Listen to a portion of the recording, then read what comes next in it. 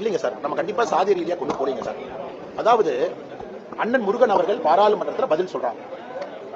சரி, பதில் சொல்றாங்க. அந்த பதில் சொல்றதை ஏற்கிறதும் ஏற்காததும் ஒரு சீனியர் லீடர் டிஆர் பால் அண்ணனுக்கு ஓகே.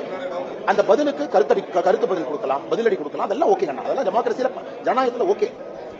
அவருடைய லாங்குவேஜ் பாருங்க. You are unfit to be sitting in this house. You are unfit to be a member. You are unfit to be a minister. அண்ணா, இது எப்ப வரும்னா டிஆர் பால் அவர்கள் தொடர்ந்து சொல்றாங்க. தலைமைச் செயலாளரை பார்த்துட்டு வெளியே வந்து நாங்க என்ன தீண்டத்தகாதவர்களா அப்படிங்கிற வார்த்தையை பயன்படுத்துறாங்க.